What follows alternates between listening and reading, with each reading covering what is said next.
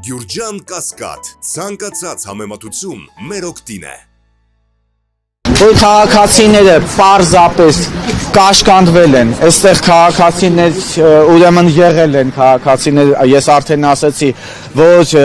դիմել են ոստիկանությանը, ստացել են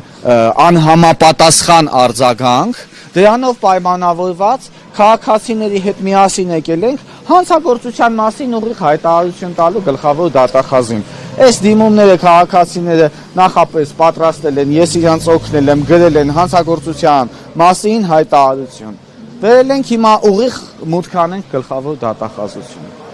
Որովհետև այս մասով խնդիրներ են ունենում քաղաքացիները, գնում են ոստիկանություն եւ արժանանում են ոչ պատշաճ վերաբերմունքի։ Իսկ ուր է ձեր գլուխը, իսկ ինչի խաբվեցիք։ Միթե այդքան վստահելի էին, ինչի եք այդ գումարները փոխանցել։ Եկեք մի բողոքեք, գիտեք ինչի համար եք բողոքում, մեկը հանցագործությունը չի բացահայտվելու, մեկը ձեր գումարները չեն վերադարձնելու։ Սրանով պայմանավորված քաղաքացիների հետ հանցագործությունն է տեղի ունեցել եւ կա կաշկանդվածություն հստակ չտալ հանցագործության մասին հաղորդում, ինչը հենց հանցագործության կոծկում է նշանակում։ Դրա համար մենք եկել ենք հանցագործության մասին հաղորդում տալու ուղիղ գլխավոր դատախազին։ Մարզային գրեթե բոլոր մարզերի ոստիկանություններից ստացել են քաղաքացիները նմանատիպ պատասխաններ եւ դրանով է պայմանավորված, որ հիմա դուք հարցում անեք, թե օրինակ այս վերջին հարթակի անունը ոնց է Hello-Bit-ը պայթելուց հետո քանի ահազանգ են իրանք ստացել, ձեզ տասնյակ դեպքեր կասեն, ավելի քիչ դեպքեր կասեն, քան թե մեր գրավոր կերպով ստացած դիմումներն են։ Այդ է պատճառը, որ մենք բերել ենք այստեղ հանցագործության մասին հայտարարություն տալու հենց գլխավոր դատախազությունում, ասեք լսում։ Hello-Bit-ի մասին շատ է շրջանառվում այդ անվանը, բայց շատերը տեղյակ չեն։ Մի փոքր խնդրում եմ մանրամասնել, թե ինչ է դա, կրիպտոարժույթ է կամ այլ ինչ-որ արժույթ է։ Ինչ սկզբունքով է աշխատում, էլի։ Hello-Bit-ը ի սկզբանե եղել է ներդրումային հարթակ։ Իբրև թե գումարներ են այնտեղ ներդնում, որ պետք է կրկնապատկվի մեկ ամսվա ընթացքում եւ մեկ ամիս հետո կրկնապատկվելուց հետո միայն ու միայն հնարավոր է իրենց այդ on-line էլեկտրոնային դրամապանակի մեջի եղած ողջ գումարը կարողանան կանխիկացնել քաղաքացիները։ Ի սկզբանե որոշ քաղաքացիներ կրկնապատկվում է գումարը եւ կարողանում են կանխիկացնել։ Եվ մարդիկ արդեն իրանց ընտանիքի անդամներին, իրենց ընկերներին, իրենց բարեկամներին, ում ուզում են եկամտաբեր աշխատանքի տեղավորել, որովհետև սա իրանից ենթադրել է նաև աշխատանք,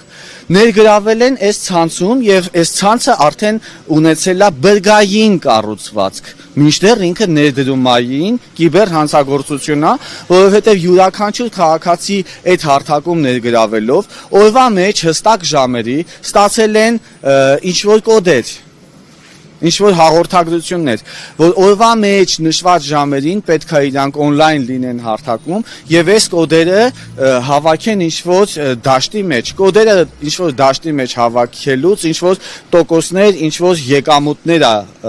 ավելացել եւ եթե քաղաքացին կարողացել է հրավիրի նաեւ իր ընտանիքի անդամին, խնամուն, ծանոթին, եղբորը, բարեկամին, այդ կոդերը հավաքելուց հետո տոկոսները ավելի են մեծացել։ Դրա համար ինքը ունեցել է բրգային կառուցվածք, բայց ինքը սովորական եւ ստանդարտ կիբերհանցագործություն է եւ ներդրումային խարդախություն է։ Ովքեր կարողացել են գումար կանխիկացնել։ Այո, ես արդեն ասացի, ի սկզբանե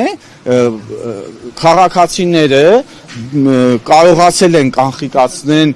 գրեթե կրկնակի եւ ավելի գումարներ։ Ոնց կանգնեմ առաջ։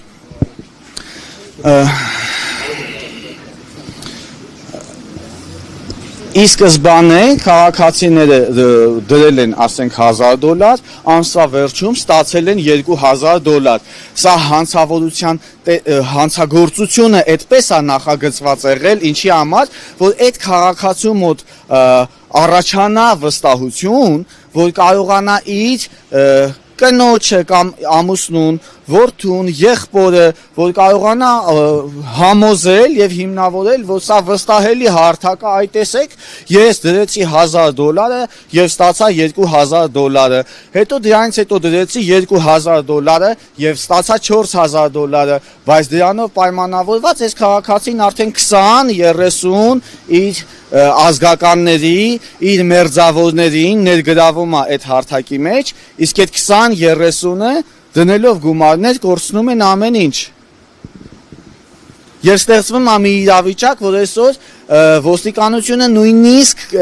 դա օգտագործում է, հա, ասելով, որ եթե ձեր ընտանիքի անդամներ կամ ձեր բարեկամներ ձեզ ներգրավել այդ ծուղակի մեջ, գուցե դուք բողոքեք եւ գուցե ինքն էլ մեղադրվի, սակայն ինքը այստեղ չարամտություն չի ունեցել եւ չի կարող մեղադրվել եւ սա ոստիկանության կողմից մասնագիտական մոտեցում չի, առնվազն։ Սրանով պայմանավորված բողոքները չափից շատ քիչ են, բայց մենք հանրային վերահսկողություն հասարակական կազմակերպությունը քաղաքացիներին տրամադրելու աջակցություն, օգնելու դիմումների բողոքների պատրաստման հարցում եւ բոլորի մասով այո պետքա քրեական գործը նախաձեռնվի, որովհետեւ մենք չգիտենք այդ հազարավոր մարդկանցից որ մեկի միջոցով կբացահայտվի հանցագործությունը, մինչդեռ իլուց ներքին գործերի նախարարությանը ասեմ, որ քննչական կոմիտեի օրենսդրական պարտականությունն է բացահայտել հանցագործությունը։